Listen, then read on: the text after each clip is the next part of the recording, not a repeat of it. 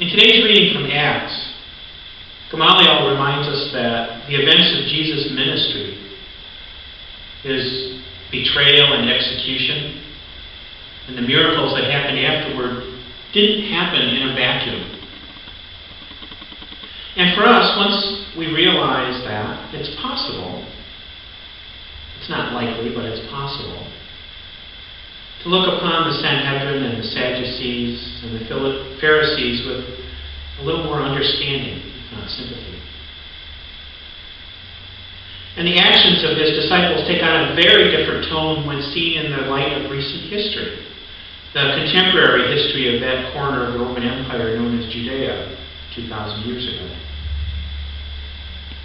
Have you heard of these guys? Simon of Perea, Athronges, Judas of Galilee, not the Judas, it's a different one, Menachem ben Judas, the Judas. Chances are you haven't. In fact, today, not many people know who they are. But if you were living in Judea 2,000 years ago, if you were living in that period of about 50 years from just before Jesus was born until a little while after he died, after the resurrection, these were probably household names to you. And if you were a member of the temple elite in Israel, the ruling class, these were names that probably haunted your dreams long after the original owners no longer had use for it. Because you see, they were all messiahs. Well, they were false messiahs. There were 5 of them, spread over a single human lifetime. 5 men who had come onto the scene in Israel and claimed to be the anointed one, the Messiah. 5 men who had raised followers and raised expectations. Even raised a little heaven. All while definitely raising the blood pressure of the temple elite and the ruling class. There were 5 men who died, whose dreams died with them, men whose disciples sort of trickled away once it became all too apparent that these messiahs were mortal. So knowing that, you can understand that the high priest and his minions had worked out a business plan that seemed to work pretty well when it came to messiahs who blew into town and got people all stirred up. When it came to messiahs who promised freedom and change and hope to the masses, and whose leadership threatened to draw people away from where their obedience ought to be. They had a business plan. Kill them. Kill them and their followers will go away. Just kill them and whatever movement they planted, whatever degenerate roots they put down will just dry up and blow away. They'll turn into nothing more dangerous, nothing more threatening than a faint memory and a footnote in history. And it worked. We know it worked because it happened 5 times. 5 times in 50 years before Jesus came along. It worked, and Caiaphas and his guys had every reason to believe that it would work again. You know, the voice in Kevin Costner's head said, "Build it, and they will come." The voice in Caiaphas' head, the voice of experience, said, "Kill them, and they will go." Only this time it didn't work, did it? This time it didn't work out for them because Jesus had not had the good grace to stay dead, to stay in the tomb where he had been laid to rest after crucifixion. Word on the streets of Jerusalem was that the tomb had been found empty and that Jesus had appeared to all manner of his disciples during the time immediately following his death. And all of this had just simply empowered his disciples to share the word and address the multitudes of people who were struggling to find their way, a way that didn't necessarily include Caiaphas and the others. Clearly, this couldn't be tolerated. Now, what happened sort of off stage before today's reading from Acts began is that Peter and the disciples were preaching in the temple. They were carrying on the ministry of Jesus, carrying on with his message of hope and salvation, love and healing. Bringing people to the kingdom of heaven, or maybe helping them to discover that the kingdom of heaven lay within themselves in their relationship with their Creator through Jesus. They were spreading the message that Jesus didn't die. Well, actually, he did. That he didn't stay dead. That he was resurrected, and by his resurrection he gave everybody the hope that they too would be resurrected one day. And on top of those subversive messages, they were healing people. Healing people in the name of Jesus. The blind were seeing, the lame were walking, men long crippled were finding it possible now to stand and to walk and to run. Which were all miracles in themselves, of course, but also pointing to the idea that we are crippled by sin and were made whole again by faith. By a healing touch of Jesus.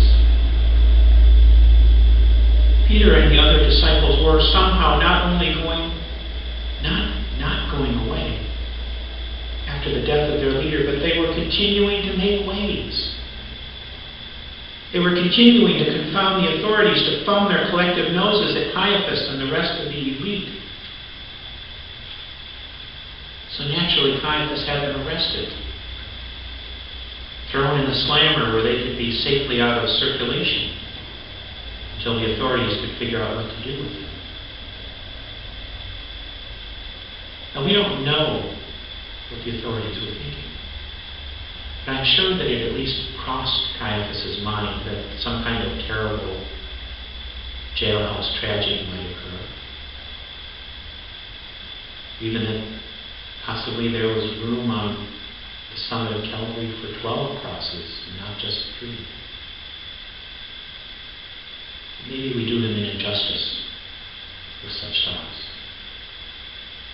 But we do know that sometime during the night after they were arrested, an angel came to the disciples and led them out of jail. Because when Caiaphas called for the prisoners to be brought forth the next day, they were gone. The guards were still in place, the cell doors were still locked, but the prisoners inside, those worrisome, troublesome disciples, they were gone. And nobody had a clue as to what had happened. Well, Caiaphas and his men were still trying to sort this out. Somebody came to them to report that the disciples had come back to the temple. They were back at Solomon's colonnade, and they were preaching their blasphemous good news again. And you had to know that Caiaphas at this point was thinking, what is up with these guys? So once again, no doubt a little bit perplexed, Caiaphas orders them arrested and brought immediately before the Sanhedrin. There'd be no opportunity for a jailhouse escape this time. Do you remember Peter's words when he was told that they should cease and desist? Do you remember what he said when Caiaphas and the others told him that they must stop this nonsense? That they must stop sharing the good news, stop trying to rile the people up, stop trying to make Caiaphas and the others look bad? It was a bit of a speech, but it was summed up in the first sentence that Peter said. We must obey God rather than human beings. This is a beautiful declaration and a dangerous one. It's beautiful because it's the disciples doing for us what Jesus had done for them. throughout his ministry, because they are modeling behavior for us. They are living out the Great Commission in their little corner of the universe at that point. They are sharing the great good news of Jesus Christ, and they are not hesitating. They're getting out there. They're putting themselves out there in front of everybody and figuratively grabbing them by the lapels and saying, "Look! Look! Jesus Christ died for your sins. And then he came back and he rose from the dead to show that death can be conquered. All you need to do is repent and call upon him, and you are saved." What could be simpler than that? What could be simpler? Because pared down to its basics, that is the message. That is the good news. All the rest, it just flows from that. The message is simple. Trust in Jesus. Be sorry for your sins. Turn from them to the extent that you can. And acknowledge that Jesus died for your sins. And that you want to be saved. And Caiaphas and his friends want to bury that message. The disciples were determined. They were driven to make sure that Caiaphas wasn't any more successful in killing and burying the message than he had been in killing and burying Jesus.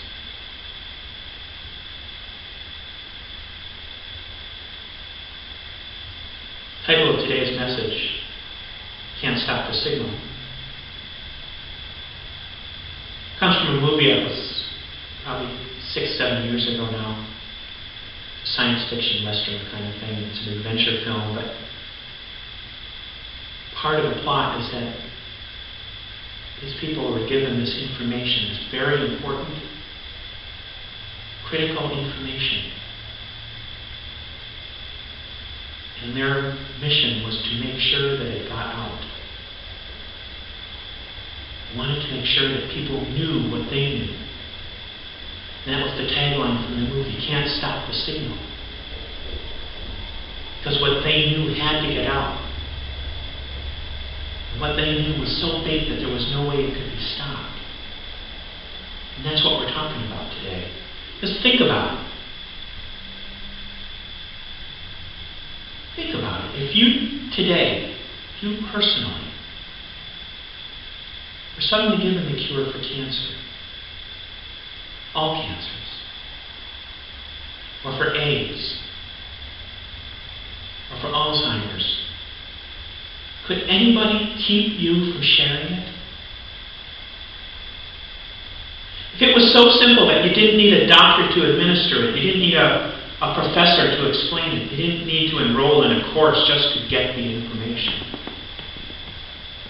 If you knew in the core of your being that you were right, and that this would save people, could anybody keep you from sharing it?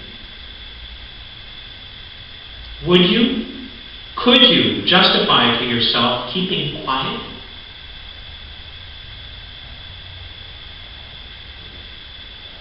Then why do we? Why do we keep quiet when we know the good news?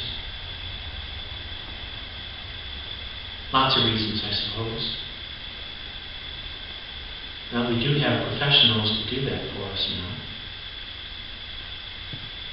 And we're raised in a culture, a society where it's considered sort of impolite to talk about religion.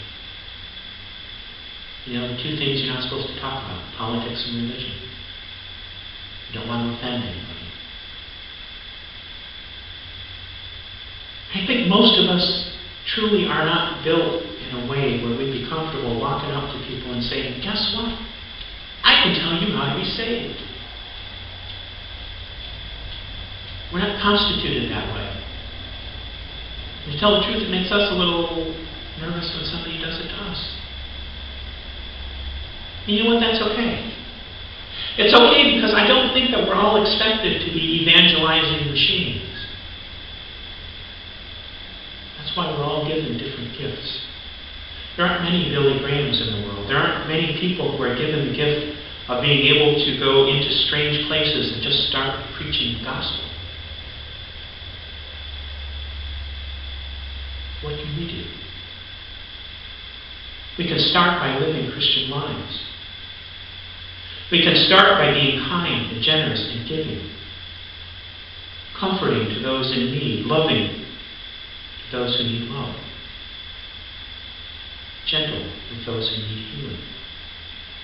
We can start by modeling how a true Christian lives, because the truth is, we preach the gospel every bit as much by living,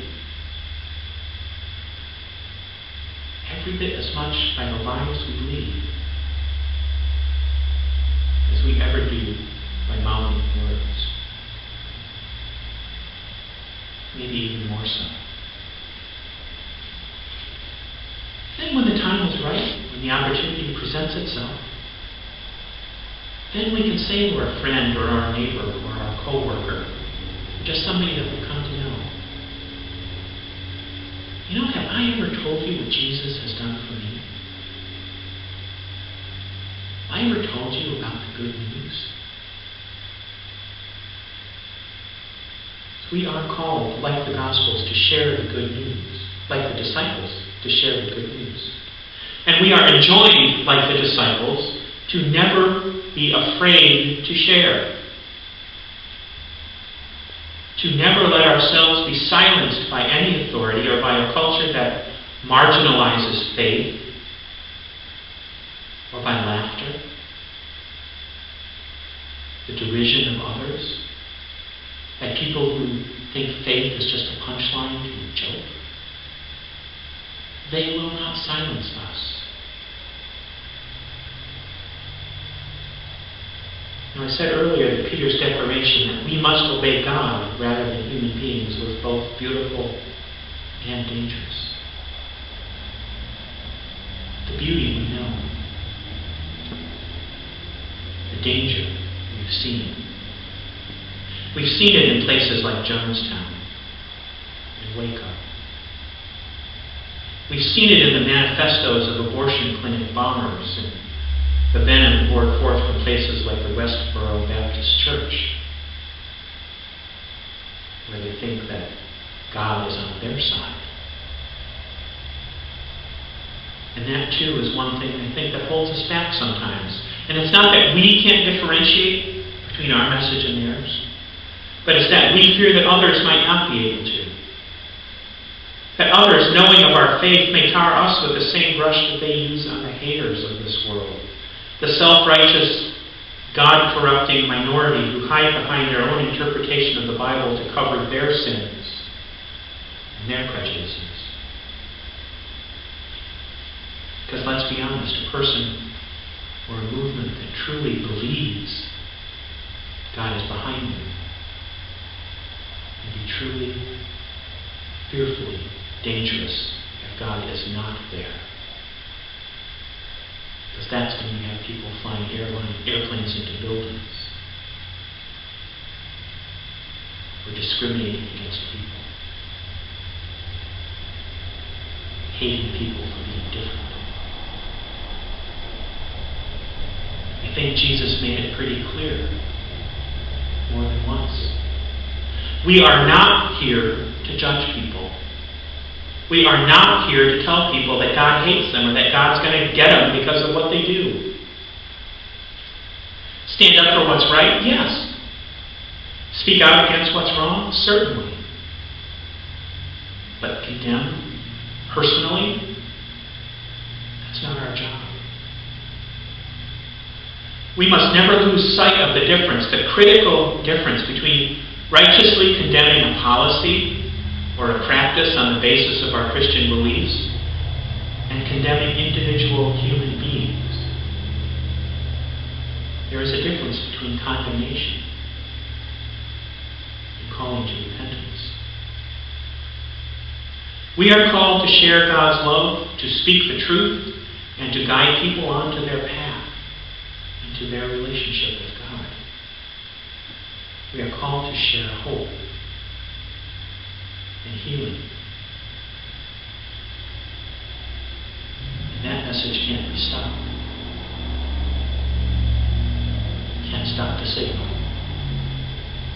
The disciples showed that. 2,000 years of Christian history, as messy as it has been sometimes, has shown that. The things we do in our lives, the things we do for our church, the care we give to each other and to our neighbors and to our friends should show that too. So I've got some homework for you. On this first Sunday after Easter, I invite you to ask yourself, in my life, in how I live,